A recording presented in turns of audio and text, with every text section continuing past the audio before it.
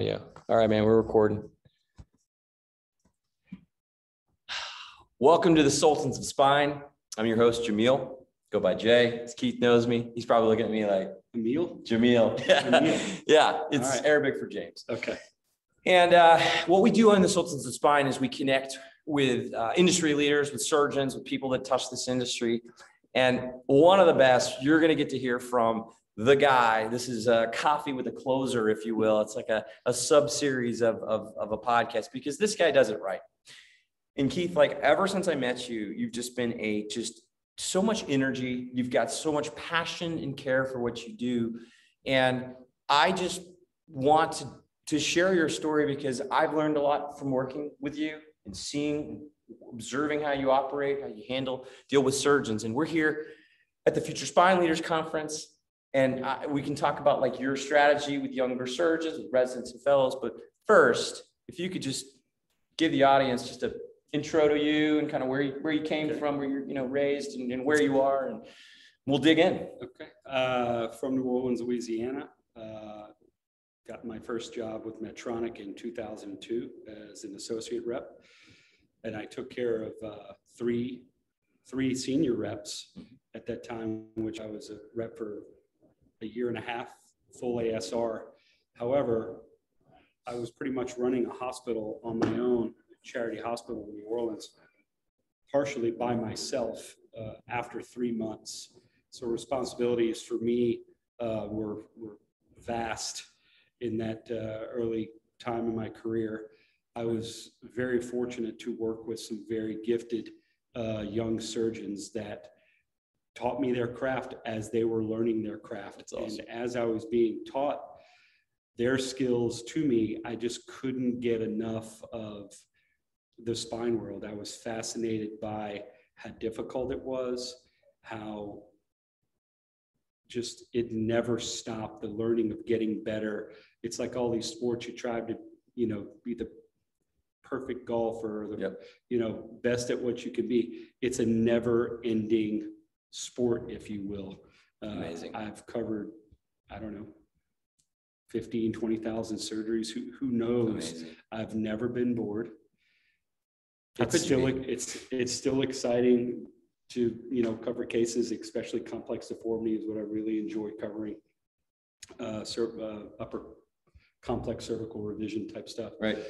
Which is a lot of fun for me in solving problems and being part of the problem solving process with surgeons and learning from them, learning tricks, getting better, helping patients, hearing a story that, man, that thing we did the other day, that patient did great. Isn't that the best? It's rewarding. It's extremely especially, and you might not hear that story every week because you're in that grind, but man, a surgeon will get a letter from a patient and they'll send it to me like, hey man, remember we did that? That was cool. That's a lot of fun. What you're talking about, I hits home because for me, this job is a lot of things. It's a grind. You should see the hours this guy puts in, right? He is at every one of these meetings, every lab. And you're not just there grabbing coffee. You're rolling your sleeves up in the yellow, in the cadaver lab, right there with the instrumentations. Why do you can you explain that? Because not everyone gets as engaged at the labs as you, and I think it works in your advantage. I can't tell you how many labs I've been in, cadaver labs, especially, has to be in the 200 range. Wow. I think I put in probably 1,000 pedicle screws. I've asked my surgeon customers to show me personally, how are you doing this? And when they're in difficult parts of the surgery, I'm like, okay, you're right here. This is on break or lunch or something like that. When they're not learning, I'd like to get some of their time from them to show me certain things. I'm like, how do you retract this nerve here? But you can see that there. How do you know you're being safe when you're trying to put this cage? Whereas, a lot of reps, they just sit on the side. Oh, come on, just bang that thing. Yeah.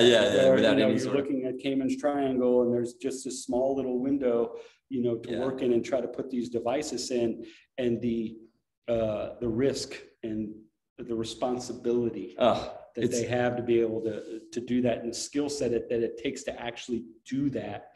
You really appreciate it at the lab, and just, you find little tips and tricks. I've learned something new at every single lab I've ever been to, and they never get old. They're always, you get in what you get in what you put in, right? I mean, in life, that's put in. So just like everything else. But it's really important to stay engaged with these young surgeons.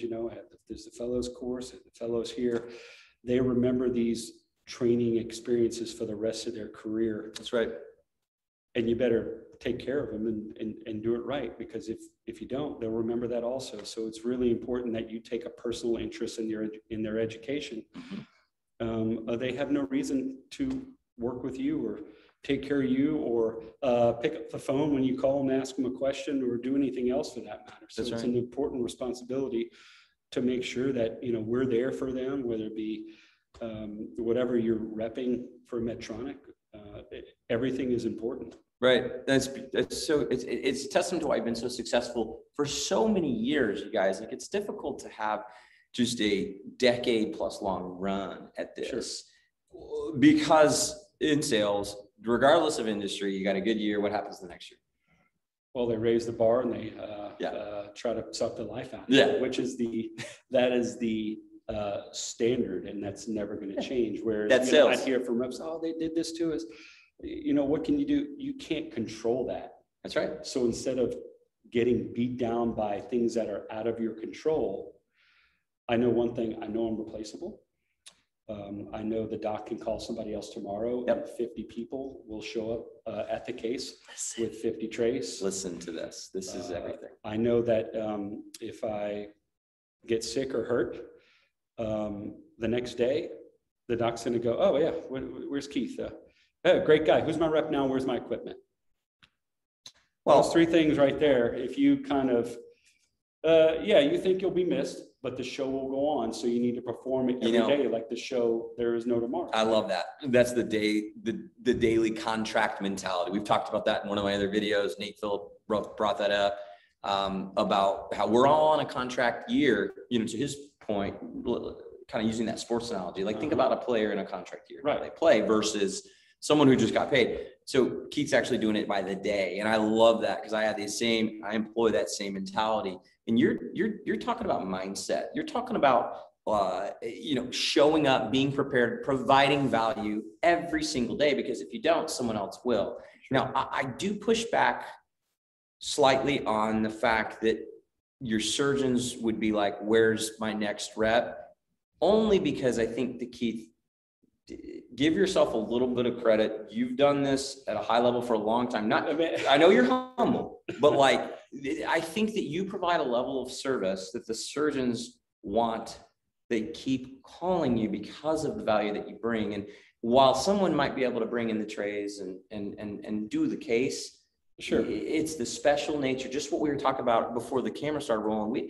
Neither of us are going to ever really feel that a repless model in a complex spine surgery is something that's going to. Well, when you can get involved and actually consult on what do you think is the best way to approach this with the pathology we have via delivery system, whether it be a retractor, a device, whatever pathway that we are offering, it is our job they depend on me to be educated on whatever pathway that might be the best for that particular patient. Everything works for a surgeon until they don't have a plan anymore for a certain type of revision strategy, different anatomy. You can work 10 years. The surgeon can do 1,000 cases, and all of a sudden it comes up 1,001, and they could get stumped. Are you that person that can get him or her through that case? And I think that's something I really prided myself on, to be able to provide value in those situations. I mean, the fact that you figured that out is, it's not everybody figures that out. But that's awesome. No, it's a long road, and ask your surgeons questions. Ask them at the right time. Ask your surgeon questions. They love to tell you what they know. Yes. And it's nice to learn. And they like to learn from you too on certain things, but you have to read and have to do the education. It's amazing to me sometimes how the amount of information that we have at our disposal that isn't accessed. Right. Isn't that something? So you can learn all of these things that your surgeons know, but you have to access the information. Right. And look, I could talk for days about this. I know you got a flight to catch. The last thing, one last question. You got time. New technology, enabling technology, navigation, right? Robotics, whatever. You've always done that. From day one. Why? Well, you can be a dynasty or a dinosaur. And did you just create? No, I don't know.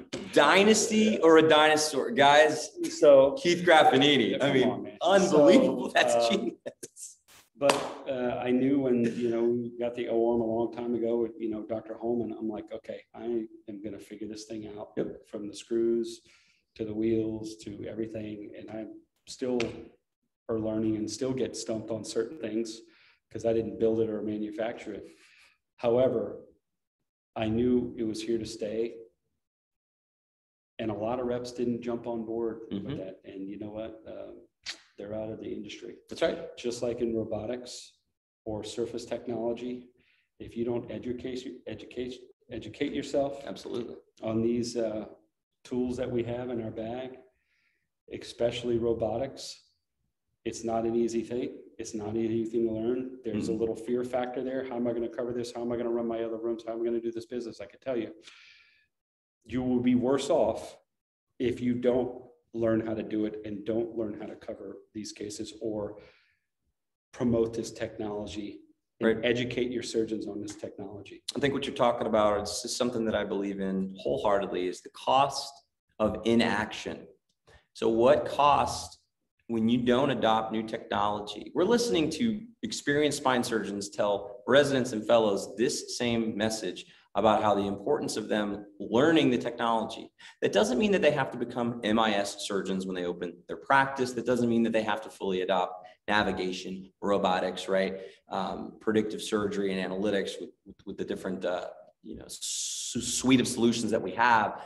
But they need to understand it. And I think the cost as a rep for 10 years, the cost of not adopting new technology is you get obsoleted as a rep. If you're not bringing them value in technology that they can then use to transform their own patient population and grow in their market with the community around them and be the surgeon for the people that they support and do that in a less invasive way, a better way for the patient. If they're not doing that, then some other surgeons will. So if you're a rep, you're not doing it, another rep will. And don't be the rep that always says, oh, my guy's not going to want to do that. He doesn't want that. We don't do that. I go, really?